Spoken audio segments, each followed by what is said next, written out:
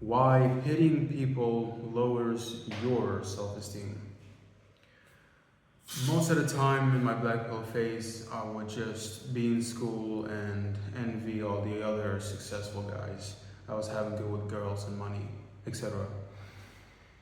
But there were sometimes I'd pity the other guy. You know, the guy that the black pill deems to be ugly, sub 5, etc. This would be in school, on the streets, or wherever else. And I thought that when I was pitying the guy, I was doing him a favor. Like, yeah, I feel bad for you, buddy.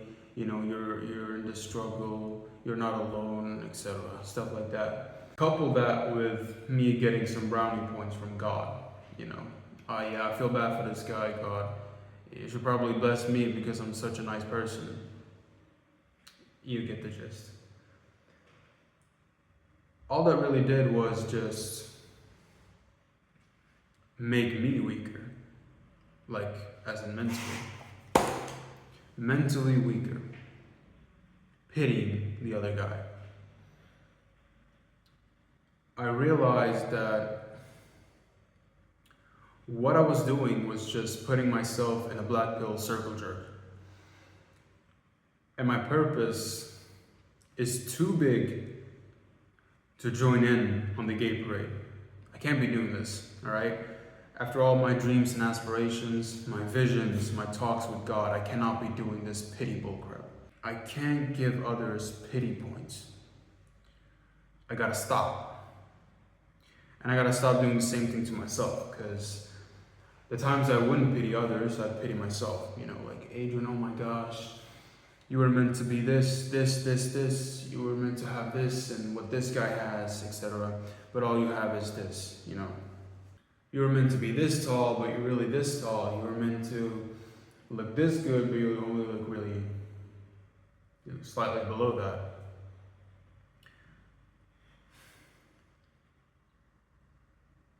When someone you see, mainly a guy, that has a black pill disadvantage, like, being short, big nose, fat, etc., in this sub 5.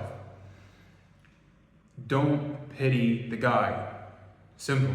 Don't pity the guy. Even if he looks miserable.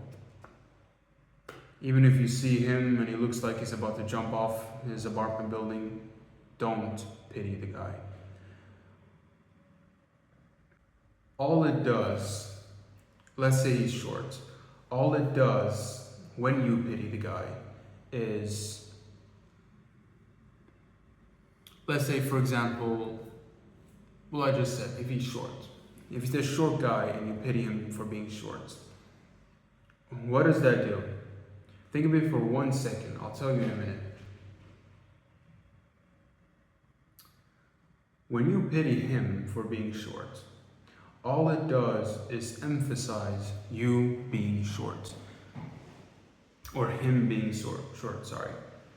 It emphasizes him being short, and then it emphasizes height in general, which then makes you think about your own height. And what does that do? The black pill incel tingle starts to kick in, and you're like, wait a minute, he's short, he looks miserable. So height really is important, isn't it? Wait, how tall am I again? Oh, right, not 6'8". Well, time to jump off the building. Instead of giving pity to the guy, be angered by him. I know you're probably like, Adrian, angered? Why should I be angry at him? He already looks miserable. If I'm angry at the guy, he's just gonna get even more miserable. No. You have to be angry. Be angered by his state. Be angry that he hasn't done anything to his situation, which is why he's miserable. Not because he's short, but because all he thinks about is being short. All he thinks about are his shortcomings, and that's why he's miserable. He hasn't done anything to mitigate that. That's why you feel like he sucks. And that's why he looks like he sucks to you. And that makes you think about your own suckiness. Pity, circle jerk. When you're angered by the situation, that'll give a positive spin. Yes, it'll give a positive spin on the situation for yourself if what you're doing is pitying him on the inside. He doesn't really know that you're pitying him, but if he really is, as I've explained him to be, then he probably can tell when somebody's pitying him just from looks. If you know the guy, or you just choose to talk to him and tell him how angered you are, that he hasn't done anything to fix his state, that gives a more positive and purposeful spin on the situation. A better look. You have just made your purpose and his purpose stronger by doing just that. Going up to the guy and be like, hey, so I see that you're upset. Would you mind telling me why you're upset? And he's like, maybe he doesn't want to say, but if he does say, he's like, yeah, well, Adrian, let's say he knows me, right? Well, Adrian, I've been through this and this. No girls look at me. I feel like I'm short. I feel like I'm ugly, If you tell him like, oh man, sorry, I feel the same way, you're jerking each other off. That's all that's happening. So instead you'd be like, please, grab your balls, okay?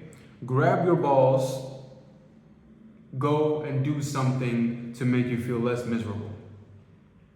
That is miserable at the moment, but then later, delayed gratification essentially is what I'm talking about. Do you think he'll be like, man, you suck? I mean, if he is like a feminine guy, he'll probably do that.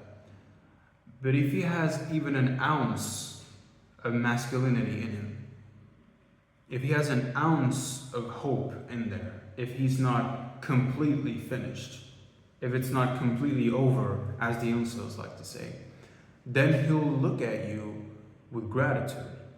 He will be grateful for what you've done, and he'll actually go ahead and do something.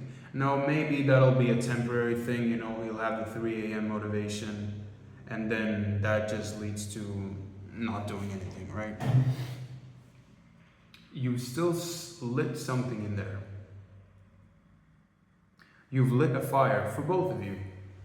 You will feel more purposeful because you've just helped another young man, or old, with his situation, and he will feel even better than you because, well, you've just lit a fire under his bed, and now he's awake. Essentially, that's what I wanted to talk about today. As you can see, if I haven't already posted something about the apartment, then here you go. I'm in an apartment. I'll be here until 1st of September, so I'm looking forward to it. Hopefully I'll do more videos as well. Goodbye.